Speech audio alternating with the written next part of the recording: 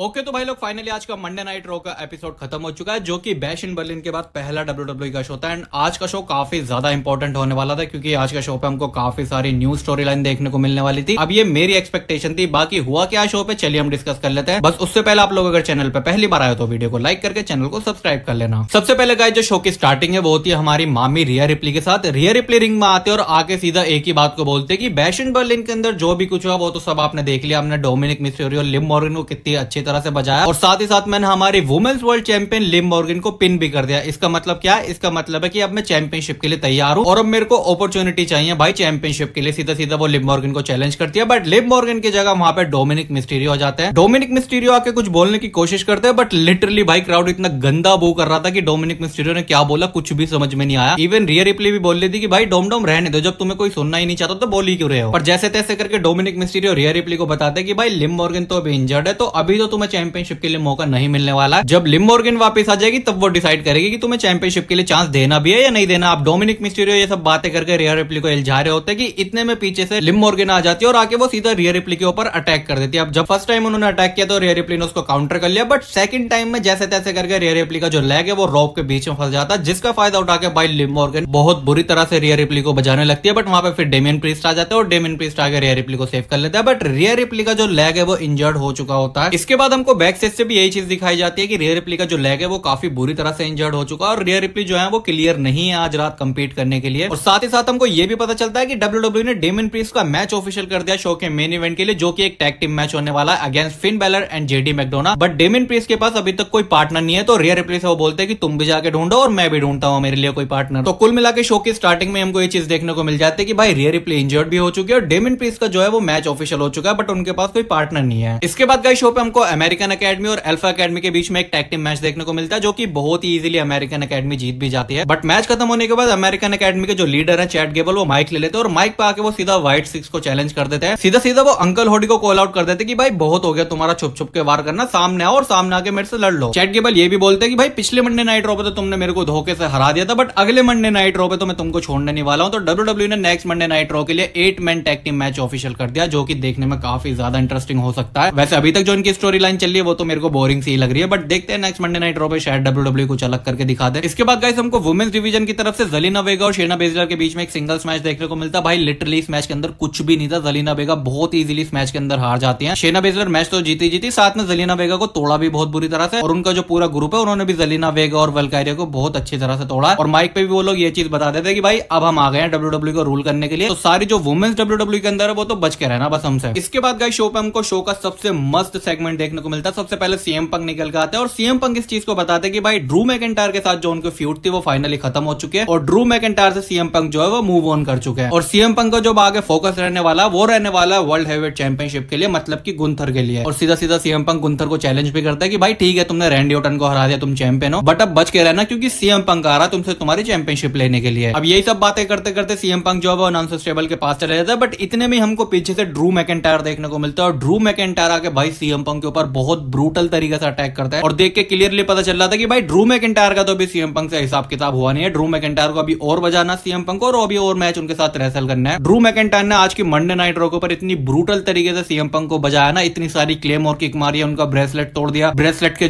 के जो वो जो मोती से थे वो सीएम पंक के मुंह में डाल दिया, उसके बाद फिर से क्लेम और किक मारी। इवन बैक स्टेज भी जब सीएम पंक को एम्बुलेंस में ले जाया जा रहा होता है, जब भी ड्रू मैकिंटायर आकर बहुत बुरी तरह से उनके ऊपर अटैक करता है। और ये सब चीजें देख के एक चीज तो बिल्कुल क्लियर हो चुकी है कि आगे भी हमको ड्रू मैकिंटायर और सीएम पंक के बीच में मैच देखने को मिलने वाला। बट अब देखते हैं कि कब तक सीएम पंक वापस आता है और वो कैसे ड्रू मैकिंटायर को इस बार फेस करने वाला है। बट भाई ड्रू मैकिंटायर ने तो अपनी तरफ से ये चीज बिल्कुल क्लियर कर दिया कि वो सीएम पंक के साथ अभी क्लियर नहीं हुए हैं। इसके बाद गाइस शो पे हमको एक ट्रिपल थ्रेट मैच देखने को मिलता है, जो कि इंटरकॉन्टिनेंटल चैंपियनशिप के लिए नंबर 1 कंटेंडर बनने का क्वालिफिकेशन मैच होता है। इस मैच के अंदर डोमिनिक मिस्टीरियो भी होता है, तो जजमेंट डे वहां पे डोमिनिक मिस्टीरियो की मदद करने के लिए पहुंच जाती है, बट पीछे से हमको डेमियन प्रीस्ट भी देखने को मिलता है। डेमियन प्रीस्ट आके जजमेंट डे को बजाते हैं, जिसकी वजह से डोमिनिक मिस्टीरियो जो है वहां से भाग लेते हैं और इस मैच के अंदर बचते हैं सिर्फ ड्रैगनोव और एलिजो ड्रैगन। और इस मैच का जो विनर है वो एलिजो ड्रैगन बन जाते हैं, मतलब कि एलिजो ड्रैगनोव जो है वो क्वालिफाई कर चुके हैं इंटरकॉन्टिनेंटल चैंपियनशिप के लिए नंबर 1 कंटेंडर बनने के लिए। इसके बाद गाइस हमको वुमेन्स डिवीजन की तरफ से भी एक टैग टीम मैच देखने को मिलता है, जो कि नंबर 1 कंटेंडर का ही मैच होता है वुमेन्स टैग टीम चैंपियनशिप के लिए। ज्यादा कुछ बताने लायक इस मैच के अंदर है नहीं, बस हमारी जो वुमेन्स टैग टीम चैंपियन है वो भी वहां पे आ जाते हैं, जिसकी वजह से डैमेज कंट्रोल जो है ये मैच हार जाती है। इसके बाद गाइस हमको बैक साइड से डेमियन प्रीस्ट और रिया रिप्ली का एक छोटा सा सेगमेंट देखने को मिलता है, जहां पे डेमियन प्रीस्ट रिया रिप्ली से पूछता है कि भाई कोई पार्टनर मिला मेरे लिए मैच के लिए। रिया रिप्ली बोलती है कि हाँ मैंने तुम्हारे लिए एक पार्टनर ढूंढ लिया। तो डेमियन प्रीस्ट पूछते हैं कि उसने क्या बोला, यस बोला उसने। रिया रिप्ली बोलती है नहीं उसने यस नहीं बोला, उसने बोला यीट, मतलब कि जे उसो होने वाला है डेमियन प्रीस्ट के पार्टनर। भाई ये जो एंगल था ना रिया रिप्ली और जे उसो वाला, बहुत कहड़ा लग रहा था भाई कसम से, क्योंकि अगर आपको रिया रिप्ली और जे उसो की स्टोरी लाइन पता है तो आपको पता होगा कि भाई ये मूवमेंट कितना ज्यादा वैल्यू रखता है। खैर फिलहाल ये बात क्लियर हो चुकी थी कि शो के मेन इवेंट में हमको डेमियन प्रीस्ट और जे उसो वर्सेस जजमेंट डे के बीच में टैग टीम मैच देखने को मिलने वाला है। इसके बाद गाइस शो पे हमको हमारे वर्ल्ड हेवीवेट चैंपियन गुंथर भी देखने को मिलते हैं। गुंथर आके एक छोटा सा प्रोमो कट करते हैं जिसमें सबसे पहले वो अपने बैश एंड बर्लिन के मैच की बात करते हैं। यहाँ पे वो रैंडी ऑर्टन की थोड़ी सी तारीफ भी करते हैं कि रैंडी ऑर्टन ने काफी टफ टक्कर दी और रैंडी ऑर्टन इतना बड़ा लेजेंड है, उसके साथ मेरे को मैच रेसल करने का मौका मिला तो ये मेरे लिए काफी ज्यादा बड़ी बात है। बट साथ ही साथ गुंथर ये भी बोलते हैं कि भाई मुझे फर्क नहीं पड़ता मेरे सामने कौन है, चैंपियनशिप तो सिर्फ मेरे पास ही रहने वाली है। अब गुंथर ये सब बोल ही होता है कि इतने में हमको वहाँ पे सैमी ज़ेन भी देखने को मिलते हैं। सैमी ज़ेन आते हैं रिंग में और वो आके सीधा गुंथर को उनकी वर्ल्ड हेवीवेट चैंपियनशिप के लिए चैलेंज करते हैं। वो बोलते हैं कि भाई गुंथर तूने मेरे को इंटरकॉन्टिनेंटल चैंपियनशिप के लिए मौका दिया था और अब मैं तेरे सामने खड़ा हूँ तेरी वर्ल्ड हेवीवेट चैंपियनशिप के लिए, तो भाई तू मेरे को मौका दे और मेरे साथ मैच रेसल कर तेरी वर्ल्ड हेवीवेट चैंपियनशिप के लिए। जिसपे पता नहीं क्यों गुंथर साफ साफ मना कर देते हैं, जो कि थोड़ा सा शॉकिंग था। इवन सैमी ज़ेन भी गुंथर से पूछते हैं कि भाई मैंने तेरे को इतने सारे मैच रेसल करते हुए देखा है बट कभी भी तूने किसी अपने अपोनेंट को मैच के लिए मना नहीं किया, तो तू मेरे को क्यों मना कर रहा है? कहीं ऐसा तो नहीं कि तू मेरे से डर गया क्योंकि मैंने तेरे को इंटरकॉन्टिनेंटल चैंपियनशिप के लिए रेसलमेनिया के अंदर हराया था और तेरे को डर है कि कहीं मैं तेरी वर्ल्ड हेवीवेट चैंपियनशिप भी ना ले जाऊं। जिसपे गुंथर कुछ रिएक्ट करते नहीं और चुपचाप वहां से निकल जाते हैं। हालांकि सैमी ज़ेन ने तो चैलेंज कर दिया बट गुंथर ने भाई अभी तक एक्सेप्ट नहीं किया, जो कि मेरे लिए थोड़ा सा शॉकिंग था। इसके बाद गाइस शो पे हमको एक और ट्रिपल थ्रेट क्वालिफिकेशन मैच देखने को मिलता है इंटरकॉन्टिनेंटल चैंपियनशिप के नंबर 1 कंटेंडर बनने के लिए, जो कि ब्रॉन स्ट्रोमैन, लुडविग काइजर और शेमस के बीच में होता है। मैच की अगर बात करें तो देखो ऑनेस्टली मैच काफी अच्छा था। मैच में रेसल भी काफी अच्छा हो रहा था, लुडविग काइजर भी काफी अच्छा रेसल कर रहे थे, शेमस भी काफी अच्छा रेसल कर रहे थे। हालांकि ब्रॉन स्ट्रोमैन थोड़े से इंजर्ड थे, इस वजह से वो अपना 100% तो नहीं दे पा रहे थे बट ठीक ठाक वो भी रेसल कर रहे थे। बट तभी हमको बुश की इंटरफेरेंस देखने को मिलती है जो कि आके सीधा शेमस के ऊपर अटैक कर देता है, जिसका फायदा उठा के ब्रॉन स्ट्रोमैन जो है वो इस मैच को जीत जाते हैं। और चारों जो कंटेंडर होने वाले इंटरकॉन्टिनेंटल चैंपियनशिप के नंबर 1 कंटेंडर बनने के मैच के लिए वो चारों आज के मंडे नाइट रॉ पे हमको मिल चुके हैं। अब बात कर लेते हैं गाइस शो के मेन इवेंट की, Jey Uso and Damian Priest versus Judgment Day. Match की अगर बात करी जाए तो देखो मेन इवेंट के हिसाब से मेरे को लगता नहीं कि ये मैच रखने की जरूरत थी। आई थिंक WWE इसको मिड कार्ड के अंदर भी डाल सकती थी बट चलो मेन इवेंट में रखा था तो कुछ WWE ने सोच के ही रखा होगा। जब तक ये मैच जजमेंट डे और डेमियन प्रीस्ट और जे उसो के बीच चल रहा था लिटरली इस मैच के अंदर ज्यादा मजा नहीं आ रहा था। बट जैसे इस मैच के लास्ट में हमको लिम मॉर्गन की इंटरफेरेंस देखने को मिलती है और रिया रिप्ली आके लिम मॉर्गन को बजाती है, तभी इस मैच में काफी ज्यादा मजा आने लगता है। और रिया रिप्ली की इंटरफेरेंस का फायदा उठा के जेडी मैकडोना को पिन करके इस मैच में जो विक्ट्री है वो जे उसो और डेमियन प्रीस्ट ले जाता है। और सच बताओ ना यार, जेडी मैकडोना को तो मुझे लगता है कि जजमेंट डे में सिर्फ पिटवाने के लिए रख रखा है। मतलब आप जेडी मैकडोना का कोई भी काम देख लो भाई, वो हमेशा पिटने का ही रोल करते हैं। किसी के भी हाथों लग जाते हैं, कोई भी उनको बजा के निकल जाता है। मतलब जजमेंट डे में जब भी किसी को पिटवाना होता है तो WWE सिर्फ जेडी मैकडोना को आगे कर देते कि भाई तुम जाओ और पिट के आ जाओ। खैर फिलहाल जे उसो और डेमियन प्रीस्ट की विक्ट्री के साथ ये शो हो जाता है यहीं पे खत्म, जो कि मेरे हिसाब से WWE ने ठीक ठाक रखा। हालांकि न्यू स्टोरी लाइन हमको नहीं देखने को मिली जो कि मैं एक्सपेक्ट कर रहा था, बट चलो जो भी था यही था। आपको कैसा लगा आज का मंडे नाइट रॉ मुझे नीचे कमेंट में जरूर बता देना। फिलहाल ये वीडियो करता है खत्म, और अगर आपको वीडियो अच्छी लगी हो तो इसको लाइक करके चैनल को सब्सक्राइब जरूर कर लेना। मैं मिलता हूं आपसे नई वीडियो के अंदर, तब तक के लिए टेक केयर।